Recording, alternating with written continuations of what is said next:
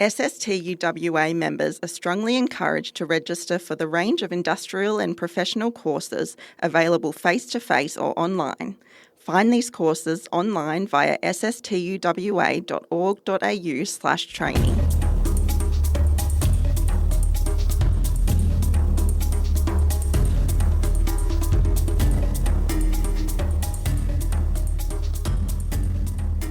Hello and welcome to our final Western Teacher Live of 2025, the podcast of the State School Teachers Union of Western Australia. And for what's going to be a little bit of a look back and a little bit of a look forward, I'm delighted to welcome the President of the SSTUWA, Matt Jarman. Matt, welcome. It's been a busy year and another one looms. There never seems to be a quiet period for the SSTUWA. Why don't we take a look at a few of the things that have been going on, perhaps starting with the EBA, or the General Agreement as we tend to describe it to members, both for schools and TAFE. It's been a big year for implementation. It certainly has been. It's been a very good year, though, I think, Bob. Whilst, in this job and in these roles, you're never quite completely satisfied. We have to look back on all of the EBA items for both TAFE and schools and be quite satisfied. We've got things that only a few years ago we couldn't even dream that we were going to have, and they've all shifted, or they are shifting. So I do think we've had a very busy year with EBA implementation. It does take a long time when there are three parties at the table negotiating the implementation phase. But by and large, we are there with only two or three matters outstanding in December that will roll into the start of next year. And by and large, most of our membership wouldn't be affected by those anyway, and that's how it's been ordered. We really went into the last round of bargaining dealing with safety and workload and retention and attraction issues, and they're the EBA items that we've been implementing. Something that will be new to our members because it hasn't been released in detail at the moment, although all parties to the agreement are in the same place, is that we have come to a position on documented plans and the template for documented plans in mainstream schools to be used from the beginning of next year. And that's a significant workload issue. We've seen some really ad hoc, lengthy and strange demands at times placed upon our teacher members, particularly for those documented plans. We shored it up inside the General Agreement. That's now flowing through as workload reduction. And the final piece to that is the template that all schools will be following. So all parties have agreed to that during December, and hopefully we'll see that hit the schools early in Term 1 or at some point in Term 1. And in a related thing to general agreements, because it's working with governments, busy year with elections, a state election and a federal election, and the submission that the union made ahead of the state election in particular appears to have borne fruit.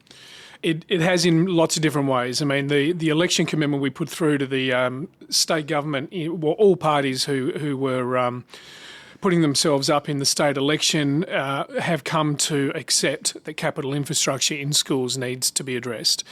So I'm glad to see that the Labor Party, who obviously won the state election, has made a very significant financial contribution. We now want to see those buildings, and we want to see that aircon rollout happening faster. We want to see where the next tranche of the air conditioning replacement program is. But that now leads into the next piece of work for us, and that'll be led by the AEU. The AEU will be leading a public infrastructure campaign across the country throughout 2026-27, and I'm sure that our members will get right behind that. The complete inequity gap of our public school buildings to our private school buildings is a consequence of the way these funding deals are done, and also by private schools being allowed to use the per student funding for those buildings. We know that the federal government has got $2.7 billion or thereabouts allocated to put into private school buildings between the period of 2026 to 2034, and we also know that the federal government has no money allocated at the moment for public school buildings. So that's how that inequity gap exists, and why we drive past and we see it all the time, and that's why the AU is going to tackle that head on starting next year. And it was nice in both elections, I think, to see education as a key driver ahead of elections for too often, as our research at the union had shown. Education was cited by voters after the fact, but it wasn't really an issue of great import for the politicians ahead of elections, something that changed this year, which is great. Obviously, also gives us a chance to reflect more broadly with the AEU looking forward with this infrastructure campaign. Been a busy year at the national level, not least on funding.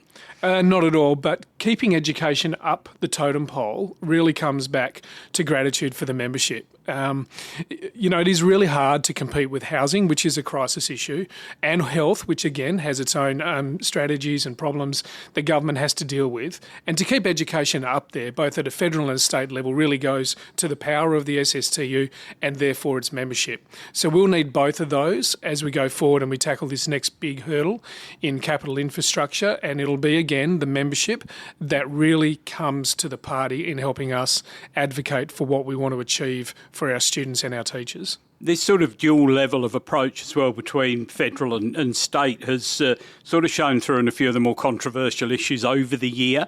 Things that perhaps you wouldn't expect to necessarily intervene in the classroom, but they haven't significantly. Palestine is one obvious one, and at other different levels you've got things like vaping, you've got the current social media ban. So again, looking back over the year, what significant progress do you think has been made there? Yeah, the controversial issues throughout 2020 was completely unforeseen. Of course, we knew about the Palestinian and Israeli conflict, but we didn't understand how much that was going to impact teachers and the role that teachers have to play. But they did, and they have to sometimes. They find themselves in situations where they feel obliged to provide objective responses to the students who are asking the questions because they're trying to make sense of the crazy images and the messages that they're getting out there from the world. So that is a fundamental role of teachers. It's always been a role, and finally, late in 2025, the department issued a controversial issues advice paper for all of our people in schools, thanks to the strong advocacy of the SSTU. Look, there's also the most recent e-writables. There's issues there, and our executive has tasked me with writing to the Director General to clarify what it is that our people in schools are going to have to do to enforce that. And most recently, of course, there's also the social media bans. And as I said at State Council, I support the bans. The AEU supports the bans. It seems like the right thing to do, even though it may not have the effect that some people want. It seems like the right thing to do. I think the bans have already been very effective in that they're having students and their families and their teachers talking to one another about the invasive presence of all of these social media giants, and it's taken some control back from the tech giants, which is, again, fundamental to what we are to do as educators. We want to be in that space where we give advice and sound guidance to our youngest minds, and that's what we've seen in that most recent controversial issues. But there will always be work for school leaders and for teachers and TAFE lecturers to do in providing that kind of support. A fair bit more needs to fall back onto the home, and I think that's part of the Prime Minister's message through the social media ban. But controversial issues will always be there. And now we've got a paper from the department, and we've also got leadership from the SSTU in that space. And, of course, the social media ban is ongoing and will span the holidays. So if you are listening, we've got a longer form interview with Matt on the Channel 9 podcast, which looks at the social media ban issue, along with Di Wilcox, a parenting expert. And you can find that on our socials and in our e-news. So keep your eye out for those and follow the link. And that's a very interesting conversation that's been had there. So, Matt, on the other issues we've looked at, we haven't really gone into funding in great detail yet. The steps that have gone forward, is that battle over, or is it just entering a new phase? And I know you've talked about the infrastructure fund campaign. What about funding in general? When I came into this job, funding with the state funding and federal agreement was at about 91, 92%. By 2034, it's going to be at 97.99%. I'm still quite dissatisfied by that. It's not only too far away. Our current pre-primary students will be in about year 9 by the time they get to 97.99%. But I'm also frustrated in that I can't see where the $1.6 billion that the state government has been talking about in 2024-5, where it's evidenced across our system. We just simply can't see it. So we're asking the Minister for Education as to where the money is being spent and what evidence is there of the 1.6, and we also will continue to work on that 97.99% why it's not 100%. The new funding deal allows the state government to take out school transport costs. We never saw that coming. Don't know where that came from, and we've asked questions and we continue to around that, but we do know that 97.99% is not 100, and that gap is worth hundreds of millions of dollars per annum. And private schools, well done to them perhaps, but private schools are still receiving and have been receiving 100% since at least 2018. That's why the buildings and the programs and the staffing is so much more luxurious in private schools than what it is in our public schools. Now, of course, most people don't get to see that luxury element because those facilities aren't available to the general public. Perhaps that's something that could be looked at. I think it ought to be. I think swimming pools is one where we have a drowning rate in WA that's increased by 36% in the last 10 years. We should be doing something, particularly with the incredible population increases that we've got in parts of this state. And I first of all think of the metropolitan area and the southwest, where our population is exploding and we can't get our new kids into the pool so that they can learn how to survive. And within the union, of course, we are seeing some change as we head towards the end of this year and the start of 2026, and a couple of significant departures towards top of the union. Senior Vice President Natalie Blewett, who's been an amazing servant to the union, is moving to pastures new, and so too General Secretary Mary Franklyn after 10 years in her role. That's going to be, on a personal level, interesting to see them, or disappointing to see them go perhaps, but what do you have to say about their contribution to the union movement and, of course, the SSTUWA in particular? Well, first of all, I welcome in the new senior officers as well as the new executive. I'd like to acknowledge that anyone who puts their hand up for executive has to now find a way with their work-life balance to go to another level, because the demands of executive is quite significant. So to anyone who's ever put their hand up or been a member of executive, they would know exactly what I'm talking about. So congratulations to those new executive members coming in. The executive members are departing have been absolutely fantastic. They've been ethical, they've been hardworking, they've been thorough. They've looked across all of the reports, they've asked all of the hard questions, and they have done and served the membership of the SSTU brilliantly. As for Mary and Natalie, I wish the membership could see the dedicated attitudes of both Natalie and Mary. Natalie has been absolutely amazing as a senior vice president. She's she gives herself to the membership and to the workload all the time. And as for Mary, well, Mary is unique. Her work ethic is something that I still aspire to, which I think is probably a little bit on the insane level. But how she manages to do everything that she has done, she is a person who has utterly dedicated herself to the SSTU, its principles and its ethics and its membership. And I've learned so much watching her and the way she's gone about her work. She's genuinely one of the best trade union leaders that I've met in this state, maybe across the country, and she leaves a mark. Not just reflected in the statistics, such as when she first came to office, the membership was about 15,000 and it has not left less than 19,000, which is an increase of almost 25% over the last 12 months post-EBA. So it's not just the numbers on how you look at Mary. She has been unique and she has been utterly brilliant. And I think the broad membership are quite aware of that. The only other comment I would have is that our membership did not really engage in the vote. And we're seeing that across all of the teacher unions in the country at the moment.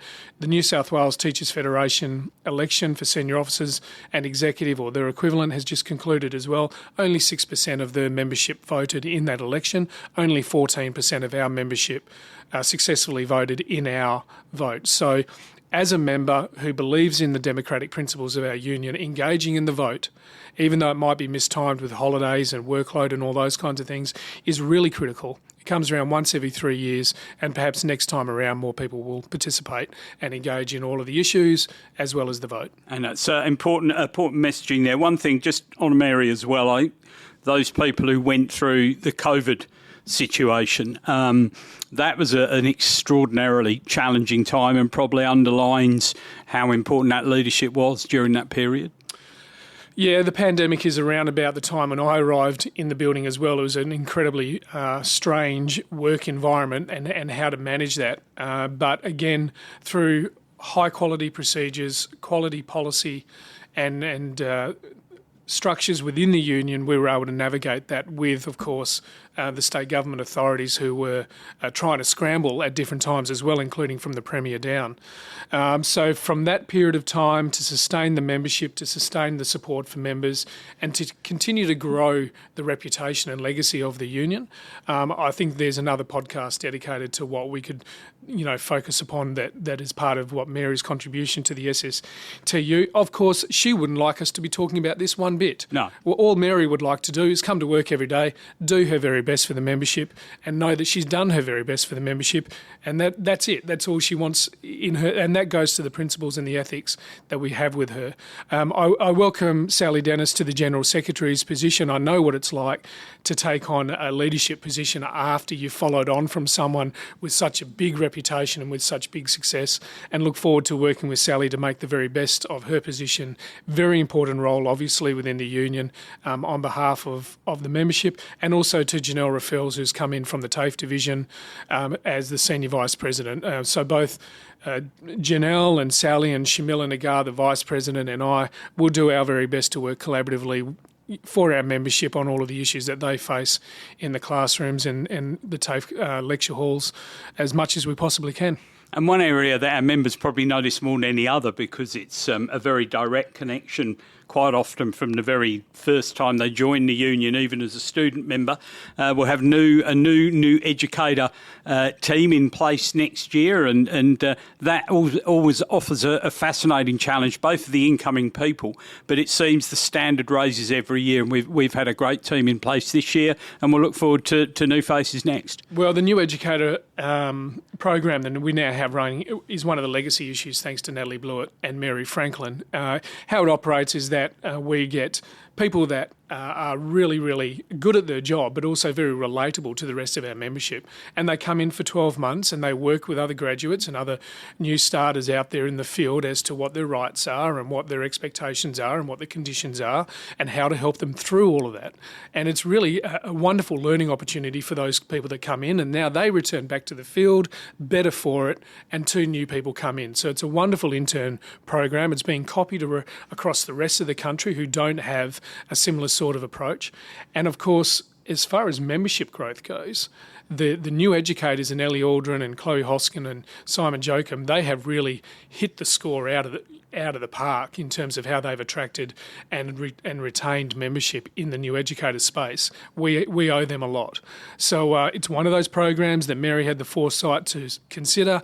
Natalie has done her bit to contribute towards making sure that it's worked really effectively, and of course attracting the right people in Ellie and Simon, who have definitely left a challenge for the new people coming in 2026. But Ainsley and James, I reckon, are going to be just as successful as we've seen in the past. It tends to happen, doesn't it? The bar is raised and the next team come in and lift that bar even further. Just on that too, Chloe Hosking and Simon Joachim will be one of the pairs of people presenting in the January professional learning opportunities you can find out about from our Education and Training Centre. There are classes going across building a strong foundation for new teachers in public education, which, as you might expect, is what Chloe and Simon are talking about. We have mastering perimenopause and menopause, creating spaces where kids thrive. There's fostering growth mindsets in the early years, and wellbeing for teachers, as well as 4 ways to support behaviour and self-regulation, and such a broad spectrum of opportunities for professional learning during January. You can check out all of those details on our website at sstuwa.org.au and select the Education and Training Centre section. Keep an eye on socials and keep an eye on e-news, because there's pretty much something for every level in that process. So that's something too. We know that you need to take a break. We also know that for many of you, it's not really the holidays because you're doing so much work during that period, but some really good professional learning opportunities there as well. Matt, in terms of achievement, I'm going to put you on the spot a little bit here. Give us a top 3 of achievements for the year gone by. One that I haven't mentioned, Bob, will be released on about I think it's going to be released by the Minister very, very shortly, and that is the reporting to parents change. We have been advocating behind closed doors for several years for the workload that comes with reporting to parents to be consistent from one school to the next and for it to be looked at.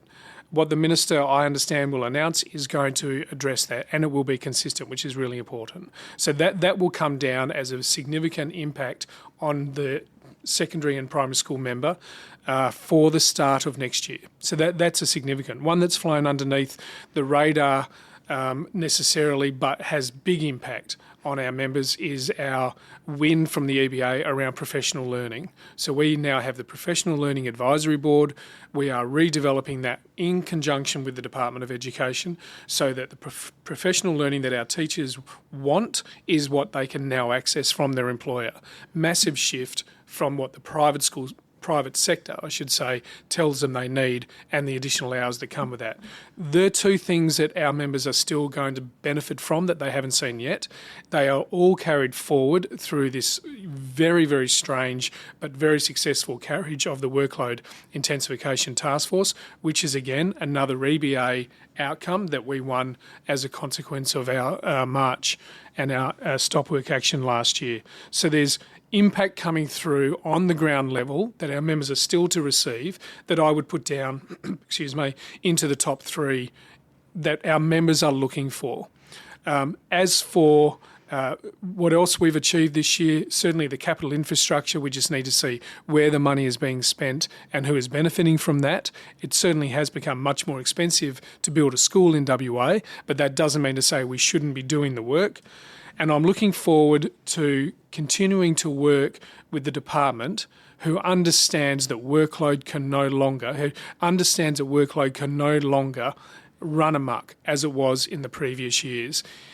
Curtailing workload and retaining staff is now well understood by the department as critical to their own success, whereas that was an argument that I certainly spent several years initially alongside Pat trying to make. Now we've got to ourselves to a space where we are working together.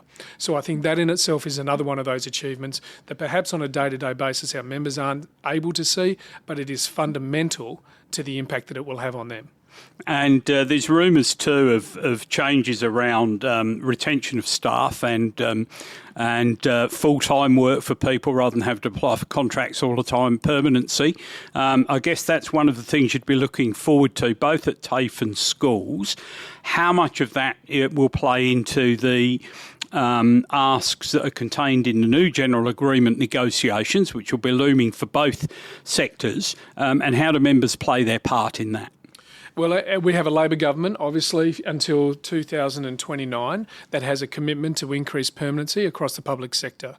And we will continue to work through the Public Sector Commissioner by invitation, as we have been for the last 3 or so months, on those redeployment, redundancy, fixed term and permanency arrangements. That work is underway.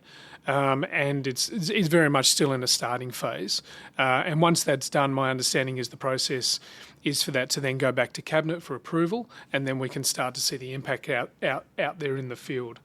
As for the next round of bargaining, it's too far out, I would suggest, Bob, to determine exactly what the main influences are, but I think it's quite obvious to point out the cost of living, housing, whether I'd be talking about grow housing, which is in of itself in a very, very poor state, workload and safety. So I think something still needs to be done around the presence of health and safety representation in schools and TAFE colleges particularly.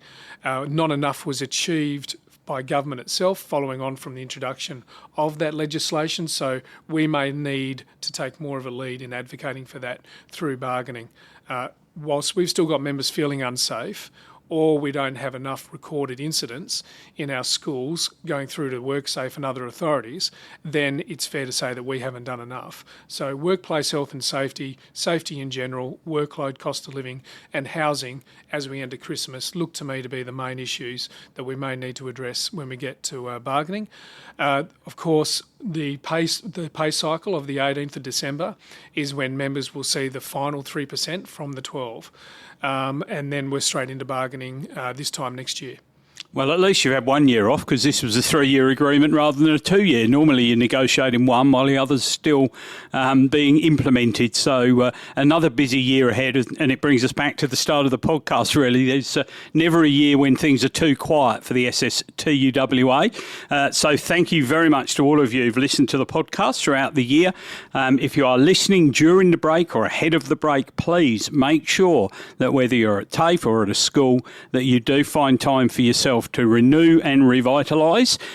We know you have to do some work during those supposed holiday periods, but do make time for yourself. Matt, thank you very much indeed for joining us, and I'm sure you join in wishing all of our members, wherever they may work and wherever they may live, a happy holiday season. I really hope all of our members get to put their feet up. They've absolutely earned and deserved it. They are so incredibly important to the future of this state, and they've been magnificent in supporting our senior officers and our staff over the last few years in what has been a challenging couple of years. 2025, no exception whatsoever. But I know that our membership still wants us to deliver more, and that's what we'll refocus on in the new year. But for now, I hope all of our members just really get to enjoy some family time and the opportunity to put their feet up. And to take the time to listen to Western Teacher Live. Thank you very much for joining us. Are you aware of your SSTUWA member benefits? We've got you covered on a range of member benefits, from entertainment to insurance and legal.